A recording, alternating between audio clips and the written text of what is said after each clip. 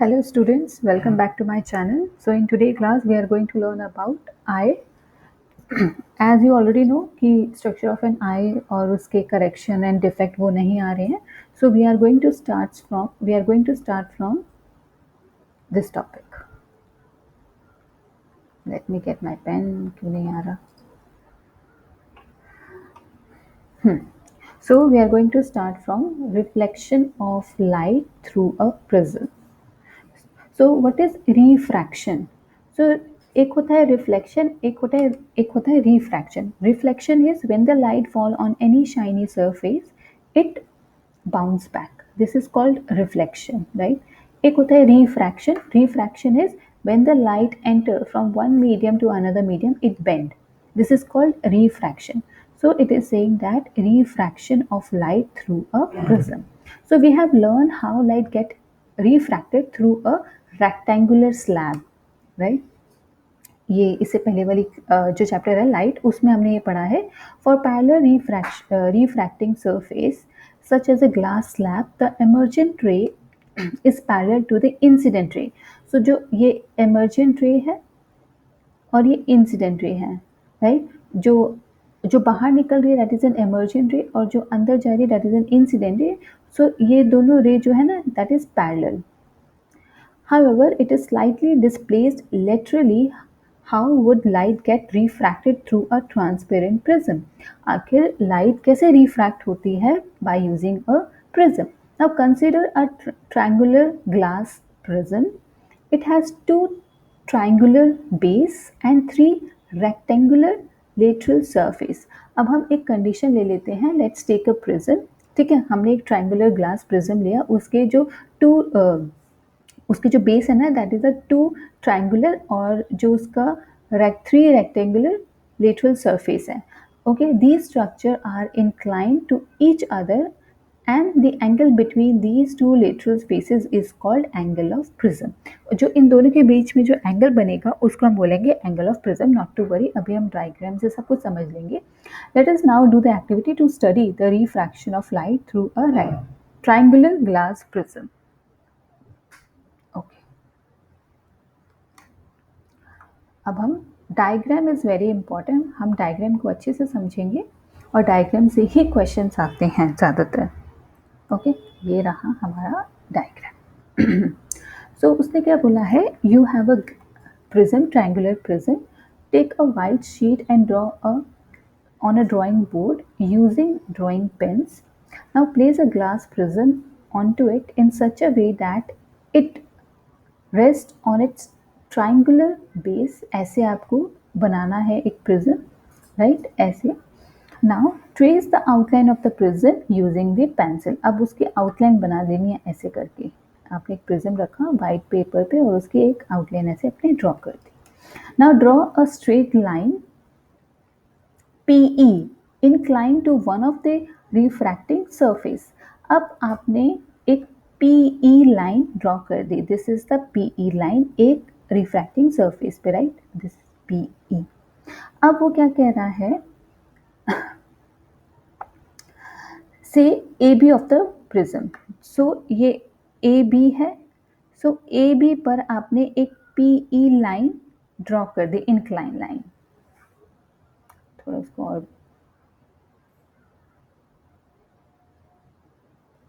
Right. Wait a second. आपने एक triangle draw करा प्रिज्म का और उसके बाद आपने ए बी बेस पर एक लाइन ड्रॉ करी that is P Q. Okay, P Q line आपने ड्रॉ कर दी है. Now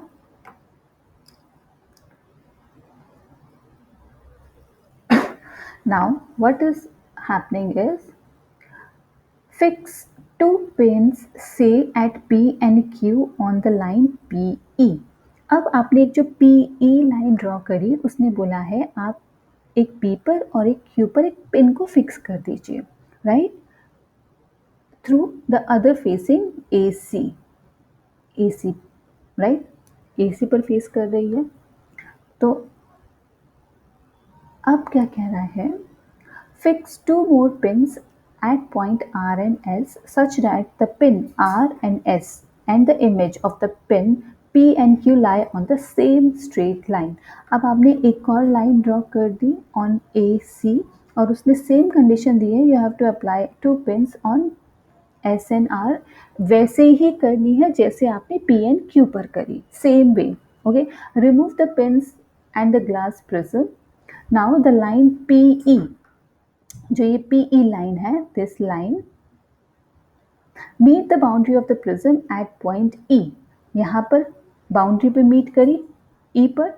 similarly join and produce the point R N S. अब आपने एक आर एन एस वो ए सी के बेस पर एफ पर मीट करेगी, right. Prism E N F, right, respectively. Now join E N F. जो ये जो पॉइंट है ना, जो एक ए बी पर बना है ई पॉइंट और ए सी पे बना है एफ पॉइंट, इन दोनों पॉइंट को ज्वाइन कर दो. आपने ज्वाइन कर दिया. Okay, this is what the diagram. तो आपने क्या करा, एक आपने ट्राइंगल बनाया, ठीक है. एक लाइन यहाँ से गई, यहाँ पे मीट करी, एक लाइन यहाँ से गई, यहाँ पर मीट करी, और इन दोनों पॉइंट्स को आपने ज्वाइन कर दिया through a line. This is the basic diagram. Now draw perpendicular to the refracting surface A B. अब ये कह रहा है जो ये ए बी है ना, इस पर आप एक परपेंडिकुलर ड्रॉ कर दो. ये आपने एक परपेंडिकुलर ड्रॉ कर दिया, और सेम ए सी पर भी एक परपेंडिकुलर ड्रॉ कर दो. ये आपने ए सी पर भी परपेंडिकुलर ड्रॉ कर दिया. Okay, of the prism at point E and F respectively. यहाँ पे आप देख रहे ना, एक परपेंडिकुलर हमने ई पर और एक एफ पर हमने ड्रॉ कर दिया है. Now draw perpendicular to the refracting surface A B A C. Now mark the angle of incident, angle of refraction and angle of emergent. So जो लाइन एंटर कर रही है, जो रे एंटर कर रही है, उसको हम बोलेंगे एंगल ऑफ इंसिडेंट. ओके, तो okay, let me get the eraser.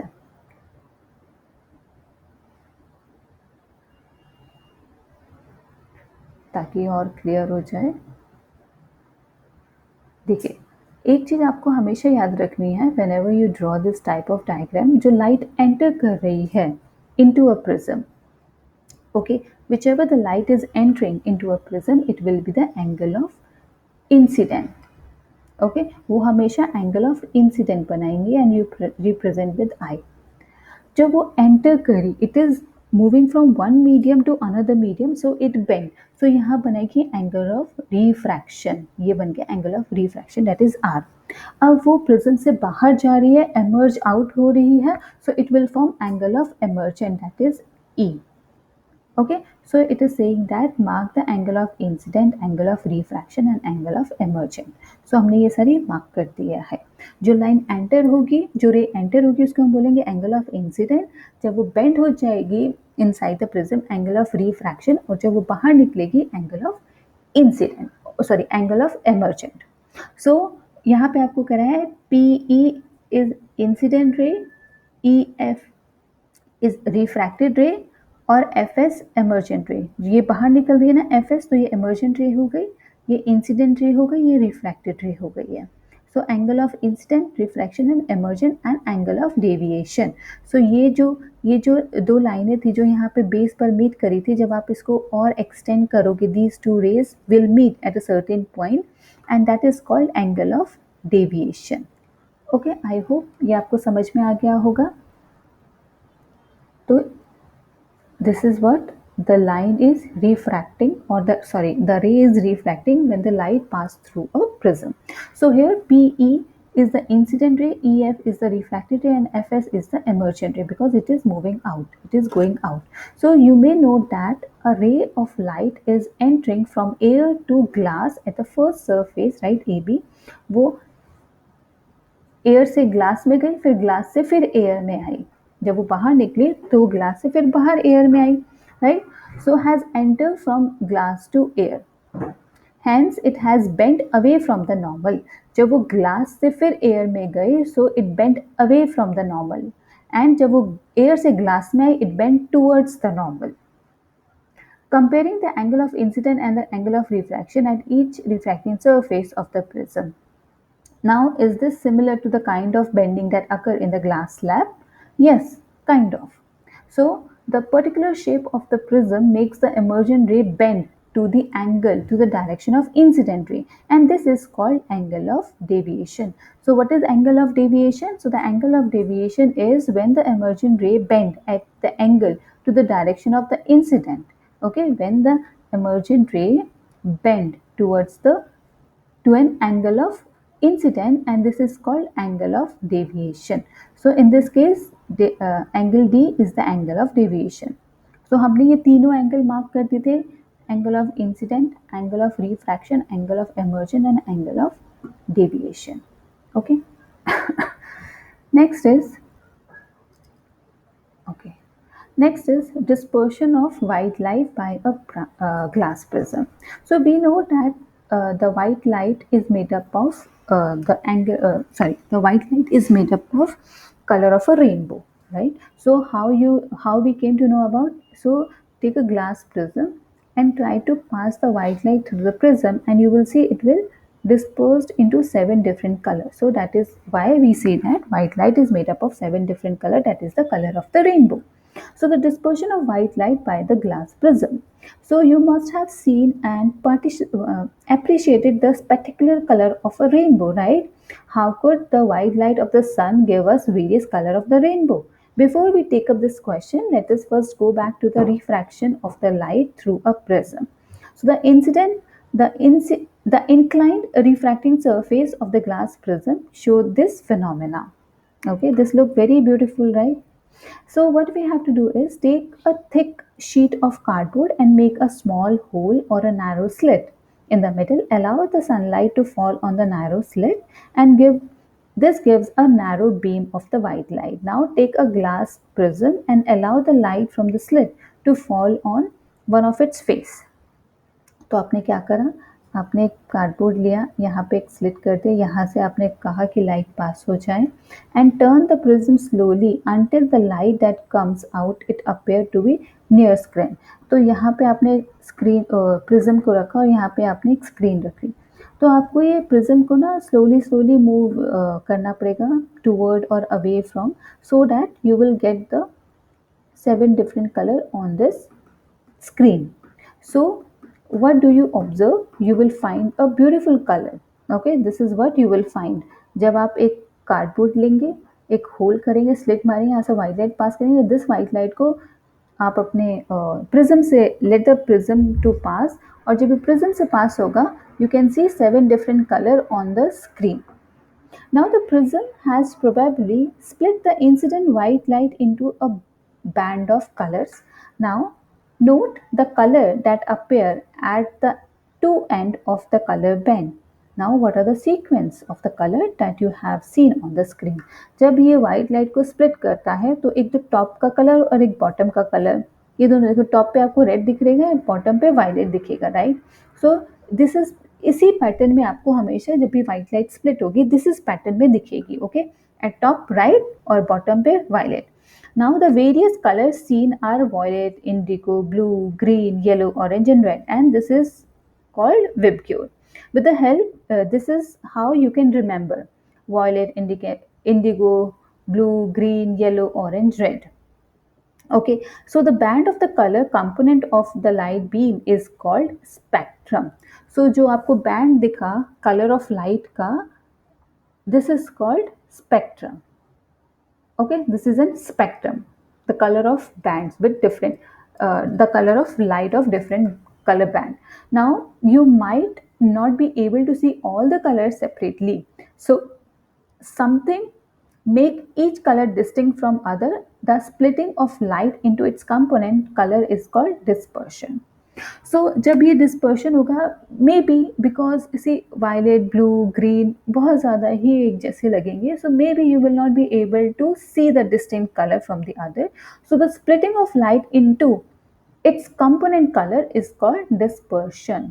सो जो लाइट हो रही है, जो लाइट स्प्लिट हो रही है अपने अपने कंपोनेंट कलर में, this is called dispersion of light. Okay, so you have seen that white light is dispersed into 7 colors, right? Component by the prism. So why do we get these color? Different color of light bent through different angle with respect to the incident ray. आखिर हमें ये different different bands क्यों दिखे, right? Red का अलग अलग band, violet का अलग बैंड, ब्लू का अलग बैंड, ग्रीन का अलग बैंड, ये हमें क्यों दिख रहे हैं? बिकॉज जो ये लाइट है, they have they bend through different angle. ये सब एक different angle में bend कर रही हैं, that is why you able to see this different color of the band. Okay, now as they pass through the prism, so red light bend the least while the violet light bend the most. तभी आपको एकदम top पर red light है ना, because red light is bending the least and the violet light is bending the most. So that is why red is at a top and violet is at a blue. So the ray of each color emerge along different path and thus become distinct. तभी आपको एक हर एक colour अलग अलग दिख रहा है, because each color is bending at a different angle, and it is the band of distinct color that we see in the spectrum. Okay, now Isaac Newton was the first to use a glass prism to obtain the spectrum of sunlight. अब Isaac Newton है, उन्होंने कहा कि अच्छा, क्या जब white light को हम prism से pass करते हैं, so you get 7 different colors, right? Color of the 7 different color. अब उनके दिमाग में आया, क्या जब मैं इन 7 different color को add करूँगा, क्या मुझे दोबारा से white light मिलेगी? So it was his question. So he does an experiment. So he tried to split the color of the spectrum of white light further by using another similar prism. तो उसने पहले एक prism रखा, ठीक है, उसको white light पास करा और उसको 7 डिफरेंट कलर्स मिले, कलर ऑफ द लाइट. तो उसने क्या करा, एक और प्रिज्म रखा इन द इन्वर्टेड पोजिशन, ठीक है. इन्वर्टेड पोजिशन में ज़रूरी नहीं है उसने पहले ही इन्वर्टेड पोजिशन में रख दिया होगा, उसने पहले सीधा रखा होगा, टेढ़ा रखा होगा, बहुत सारे उसने trial and error methods करे होंगे. And at last when he put another prism in the inverted position, he got white light. So he could not get any more color, so he then placed a second identical prism in an inverted position with respect to the first one, and when he does that, he was so surprised and he saw the white light again. So allow all the color of the spectrum to pass through the second prism, and he found a beam of white light emerging from the another side of the second prism. जब उसने ये prism लिया, ठीक है, यहाँ से white light पास करी, 7 different color. अब उसने एक और prism रखा inverted position में with respect to the first prism. So ये जो 7 different color की light है ना, वो इस prism से में गई और यहाँ से उसको फिर से white light मिला. तो उसने बोला कि yes, white light is made up of 7 different color. So this observation gave Isaac Newton the idea that the sunlight is made up of 7 different color. So उसको यहाँ से idea हो गया, उसने ये proof कर दिया कि जो sunlight है, it is made up of 7 different color. Now a rainbow is a natural spectrum appearing in the sky, right? जो ये rainbow है, ये एक natural system है, natural thing है जो sky में appear होता है. And why it is happening, why there is a rainbow after a rain? It is caused by the dispersion of light by the tiny droplet of water. जब भी rain होती है, after a rain you will see the droplet of water on the surface of leaf, right? तो ये जो droplet of water है ना, they will act as a prism. Okay, ये प्रिज्म की तरह एक्ट करते हैं, तभी जब सनलाइट यहाँ से पास होती है, you see rainbow with 7 different color. Okay, so a rainbow is always found or formed in a directional direction opposite to the sun. तो जो रेनबो होगा ना, वो आपको अपोजिट मिलेगा. अगर सन यहाँ पर है तो रेनबो आपको यहाँ मिलेगा, अगर सन यहाँ पर है तो रेनबो आपको यहाँ मिलेगा, हमेशा अपोजिट डायरेक्शन में मिलेगा. And why there is a rainbow? Because of the dispersion of sunlight disperse हो रही है, that is why you are getting a rainbow. So they refract and disperse the incident sunlight and then reflect it internally. So जो यहाँ पे जो process है ना, let's see this. ये एक drop है rain की, sunlight enter करी, जब sunlight enter करी, this is a shiny surface, so it fall on a shiny surface and reflect back. जब ये reflect back होकर आई and ये light बाहर निकली, that is how you got the 7 different color. तो यहाँ पे दो phenomena हो रहा है, that is the refraction and reflection. Internal, you can say that internal reflection is taking place because the reflection of light is taking place inside the rainbow. So internal reflection. So due to the dispersion of light and internal refraction, different color reaches the observer eye. So पहले क्या हुआ, dispersion of light, dispersion of light हुआ, internal refraction हुआ, and because of this phenomena we see rainbow. Let me explain you again. ये raindrop है, light enter into a raindrop and there is a shiny surface, right? So light fall on the shiny surface and reflect back. जब वो reflect back हुई, it dispersed into 7 different color. Dispersion of light हुआ and you got 7 different color, and that is how the rainbow is formed. So you can also see a rainbow on a sunny day after you look at the sky through a waterfall or through a water fountain. So this is the same phenomena कि आपको rainbow दिख रहा है. Okay, next is the atmospheric refraction. So you might have observed the apparent random wavering or flickering of objects seen through a turbulent stream of hot air rising above a fire or a radiator. अब यहाँ पे क्या होता है कि जैसे आप जब बहुत गर्मी होती है and when you try to see the object, जो फार ऑब्जेक्ट हैं और आप बहुत दूर से देख रहे हैं और बहुत ज़्यादा गर्मी है, तो आपको ये ऐसे ऐसे हिलते हुए नज़र आते हैं, राइट? ऐसे ऐसे हिल रहे होते हैं. तो ये क्यों होता है? या फिर जब आप खाना बना रहे हो, जब कोई खाना बन रहा हो, फ्लेम हो और आप दूर से उस फ्लेम के थ्रू देखिए ना, तो उसके बिहाइंड का जो ऑब्जेक्ट दिखेगा वो आपको ऐसे लहराता हुआ दिखेगा, राइट? तो इसको बोलते हैं हम flickering. So the air just above the fire become hotter, right? Then the air further up. जो एयर है, जो एयर आग के पास है, फायर के पास है, वो उस एयर को भी हीट अप कर देगी, लाइट कर देगी. सो वो बहुत ही लाइट हो जाता है वेट में, तो इसीलिए उनकी मूवमेंट भी बहुत हाई हो जाती है, काइनेटिक एनर्जी उनके पास बहुत हो जाती है. So the hot air is less denser, right? वो लाइट हो जाती है than the cooler air and has a refractive index slightly lesser than that of the cooler air. क्योंकि जब कोई मॉलिक्यूल को आप हीट देते हैं, so they will gain kinetic energy, तो उनके पास किनेटिक एनर्जी आती है, वो लाइट इन वेट हो जाते हैं, तो उनकी डेंसिटी जो है कम हो जाती है. That is why they go up, right? Or as compared to the cooler air. Since the physical condition of the refracting medium, that is the air, are not stationary. हमें पता है कि air particle जो हैं, they are not stationary, they are keep on moving here and there. वो stationary नहीं है.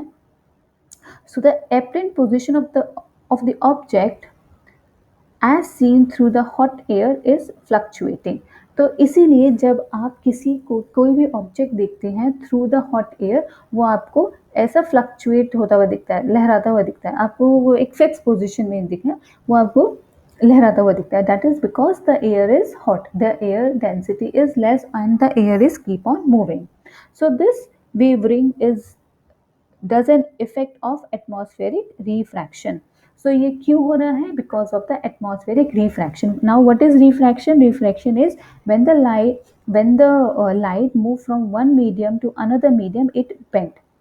So यहाँ पर भी जो एयर पार्टिकल है, they are keep on moving, तो वो अपनी फिक्स पोजीशन पे नहीं है. जब एयर पार्टिकल मूव कर रहे हैं, so the light is moving from one medium to another medium, तो वो बेंड होती जा रही है डिफरेंट एंगल पे, राइट? क्योंकि एयर पार्टिकल मूव कर रहे हैं. That is why the things are looking, they are fluctuating on a small scale on the local environment, and the twinkling of the star is the similar phenomena. जो आपको रात में तारे चमकते हुए दिखते हैं ना, twinkling of star, why? Because of the atmospheric refraction, because air particle है, air particles are keep on moving. जब air particle keep on moving हो रहे हैं, तो आपकी light भी तो move होती रहेगी ना, right?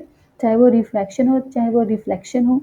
so refraction हो रहा है, बेंडिंग ऑफ लाइट हो रही है, वन मीडियम से अनदर मीडियम में जा रही है, तो इसलिए आपको तारा भी ट्विंकल करता हुआ दिखेगा। और फिनोमिना क्या है? Atmospheric refraction of light. Now the twinkling of star. So the twinkling of a star is due to the atmospheric refraction of starlight, and the starlight on emerging the earth atmosphere undergo refraction continuously before it reach the earth.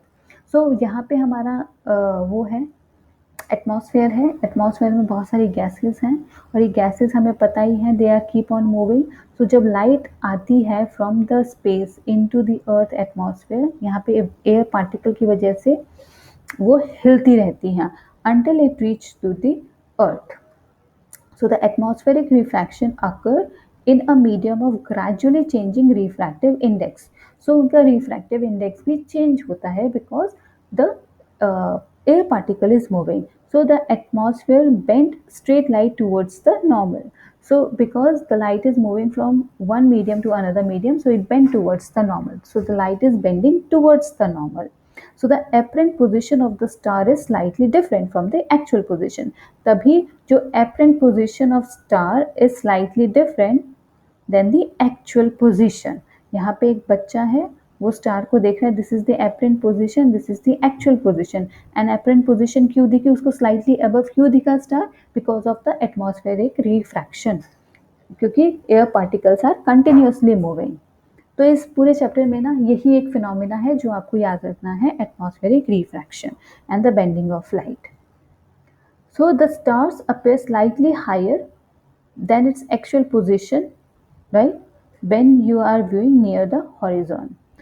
So this apparent position of the star is not stationary because क्यों stationery नहीं है? क्योंकि air particle stationery नहीं है, इसलिए position भी stationery नहीं है, but keep on changing slightly since the physical condition of the earth atmosphere are not stationary. जो फिजिकल कंडीशन है अर्थ की, that is not stationary, right, in the case of the, because हमें पता ही है air है।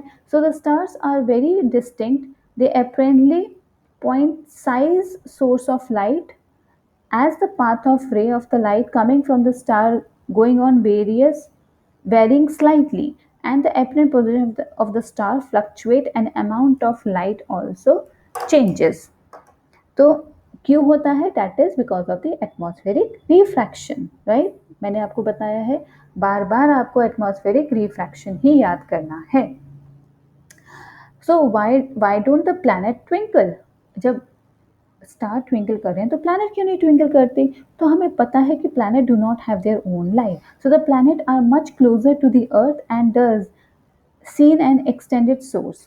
If we consider a planet as a collection of large number of point source of light, the total variation in the amount of light entering our eye from all the individual point source will average out zero, and therefore nullifying the twinkling effect.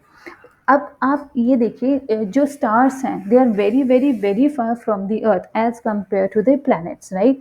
तो the planet और star के बीच का जो distance है from the earth, it's very different, बहुत ज़्यादा है। So we consider planet as a source of large number of point size source.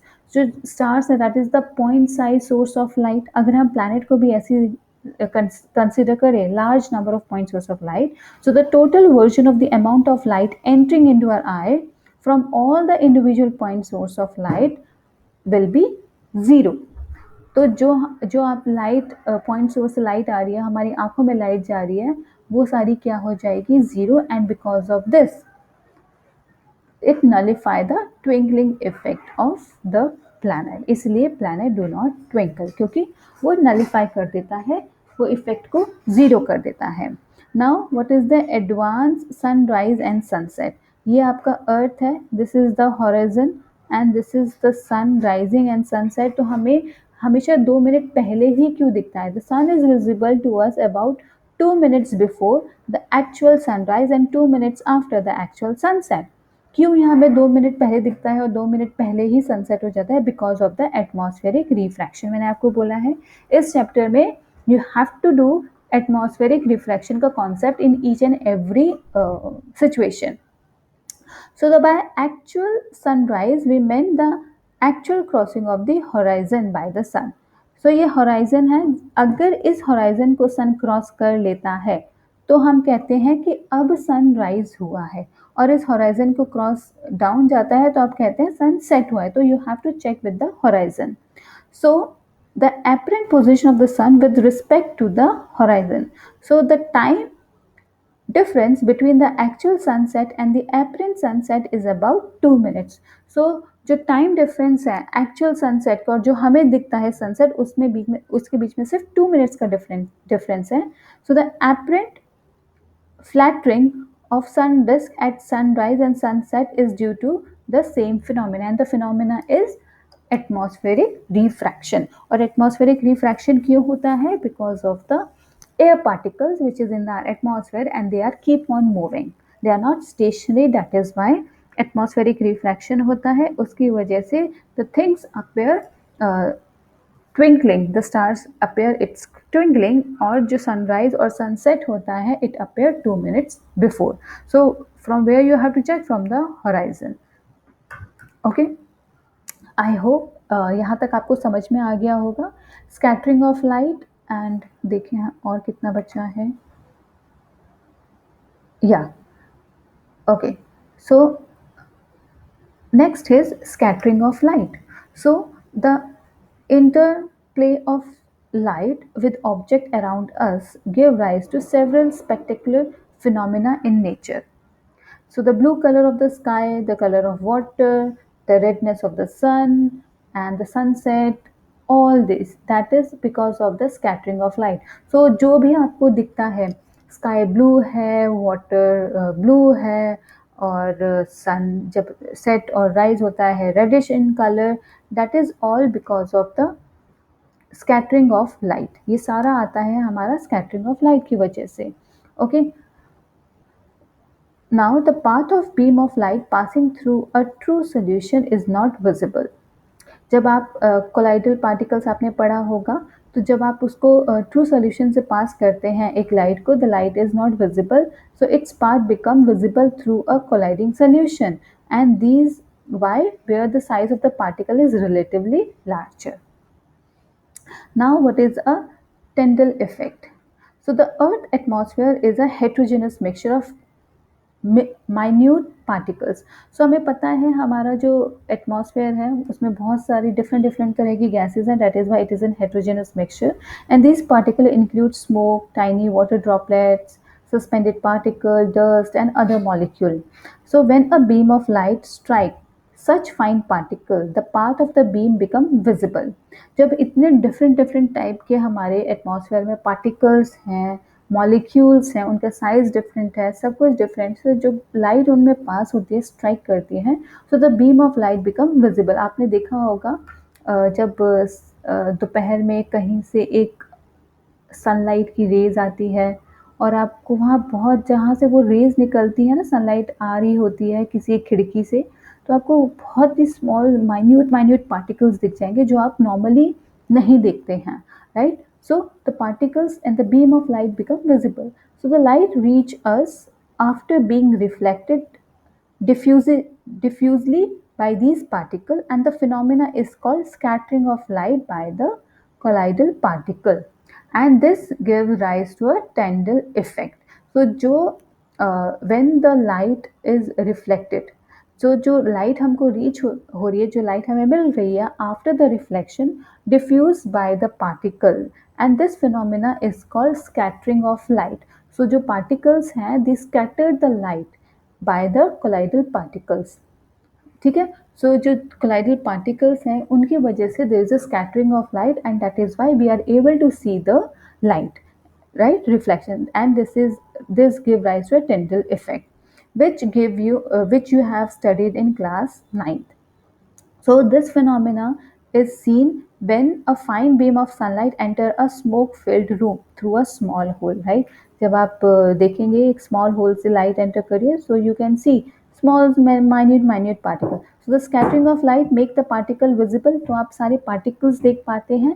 So the Tyndall effect can also be observed when sunlight pass through a canopy of dense forest. सो जब dense forest के canopy में जब एक sunlight enter करती है, so you can see the Tyndall effect वहाँ पर भी. So tiny water droplet is the mist scattered light. Okay, so जब वो मिस्ट होती है, जो टाइनी ड्रॉपलेट्स ऑफ वाटर होते हैं, they also do the scattering of light.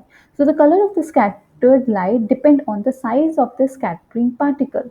So the जो आपको कलर मिल रहा है of scattering of light, it basically depend upon the size of the particle. किस पार्टिकल मॉलिक्यूल से लाइट स्कैटर हो रही है. Very fine particle scatter mainly blue color light, while the particle of large is scattered longer wavelength. जो small small particles होंगे वो आपके blue colour light को स्कैटर करेंगे, और जो लार्ज पार्टिकल्स होंगे they will scatter longer wavelength of light. If the same of the scattering particles is large enough, then the scattered light may even appear white.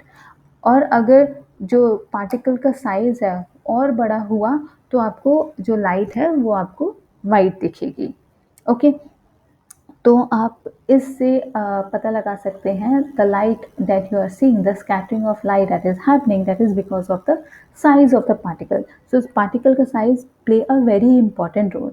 जो small size particle होंगे they will scatter the blue colour light more, और जो large particles होंगे they will scatter the longer wavelength of the light. Okay,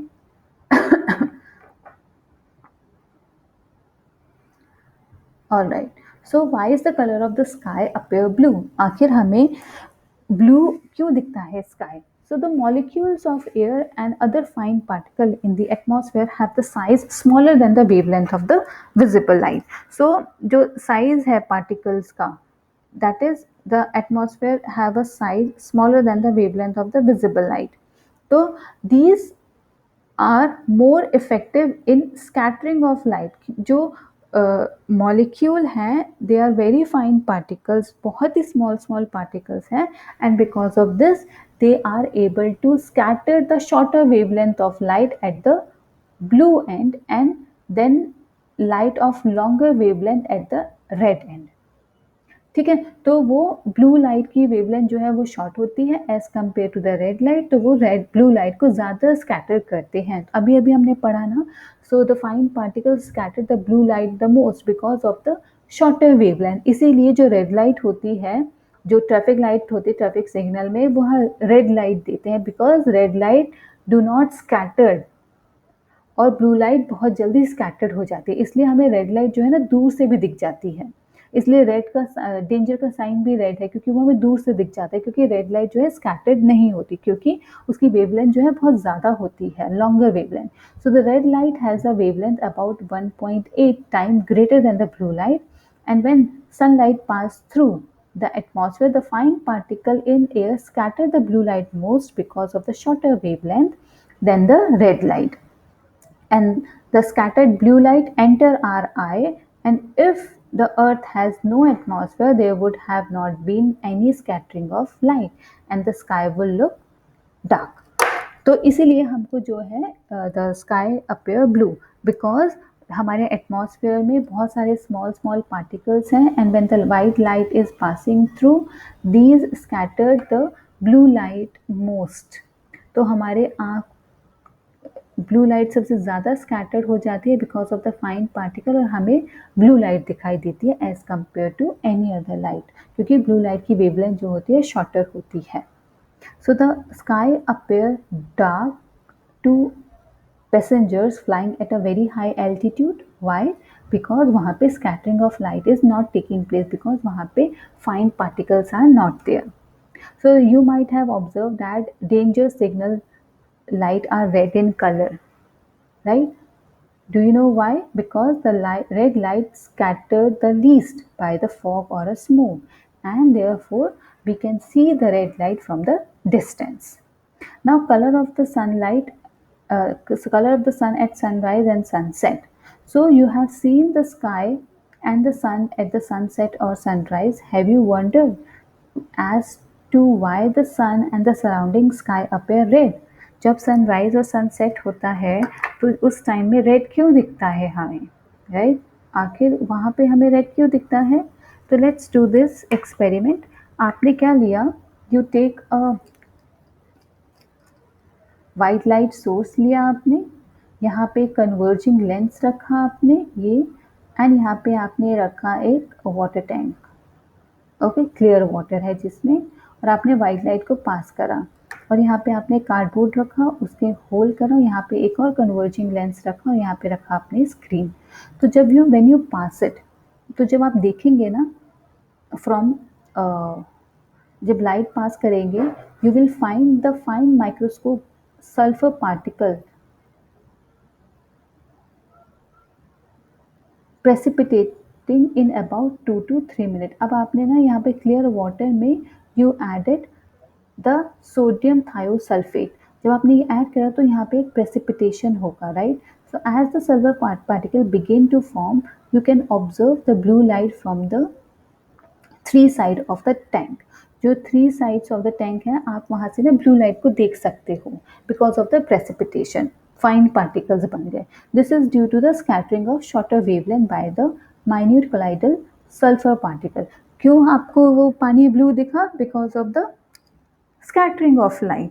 ठीक है, तो particles ने कौन सी लाइट स्कैटर करी? ब्लू लाइट, क्योंकि ब्लू लाइट की शॉर्टर वेवलेंथ है।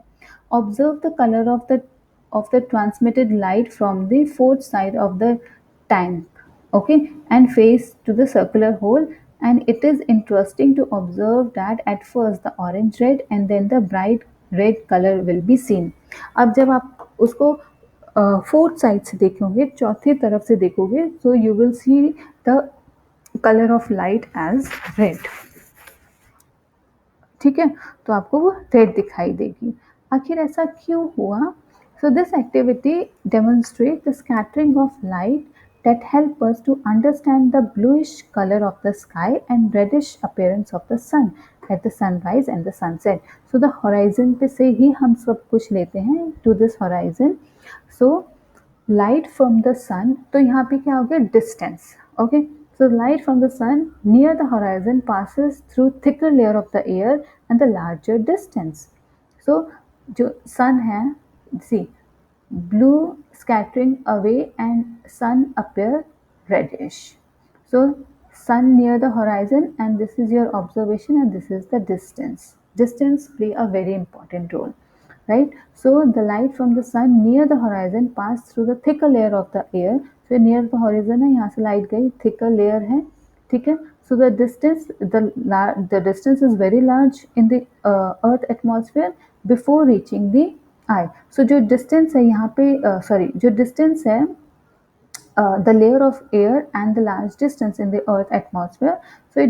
So यहाँ पे जो है ना, यहाँ पे जो अर्थ और जो सन के बीच में जो डिस्टेंस है ना, दैट इज लेस। तो जब वहाँ लेस है, तो यहाँ पे ना ब्लू कलर लाइट स्कैटर्ड ही नहीं हो पा रही है। So that is why the sun appear reddish. So however, the light from the sun overhead would relatively travel relatively shorter distance at noon. So at noon the sun appear white as only a little of the blue light and the violet light are scattering. So जो sun at the noon है, दोपहर के time में क्यों हमें white दिखाई देता है? Because of the less blue light get scattered because of the less distance. So blue light जो है यहाँ पे ज़्यादा scattered हो रही है because of the less distance. So near the horizon most of the blue light and shorter wavelength are scattered away by the particle. So हमें पता है blue light scattered the most because of the less shorter wavelength. So blue light scattered here the most. ठीक है, तो इसलिए आपको blue या white दिखेगा। Therefore the light that reaches our eye is of longer wavelength and give rise the reddish appearance of the sky. So जो हमारे आंखों तक लाइट आ रही है, that is the red light, और red light की क्या होती है? Longer wavelength होती है, and that is why the sun appear red during sunset and sunrise. So very important part is the distance. Distance is larger, so the sun appear reddish. सो वो blue colour जब distance ज़्यादा हो गया, तो blue colour पहले ही वो scattered हो गया हमारी आंखों के सामने आने से पहले ही, क्योंकि डिस्टेंस ज़्यादा ट्रैवल करना पड़ रहा है ना। जब डिस्टेंस ज़्यादा ट्रैवल करना पड़ रहा है, तो ब्लू कलर पहले ही स्कैटर्ड हो जा रहा है, हमारे पास पहुंच ही नहीं पा रहा है, तो इसलिए रेड लाइट हमारे पास पहुंच रही है, और इसी वजह से इट लुक रेडिश। ओके, यहाँ पर हमने ख़त्म कर दिया। I hope you understood. अगर कोई भी डाउट हो, कोई क्वेश्चन हो, please let me know and please do like, subscribe and share with your friends. Please support me. Okay, okay then, bye.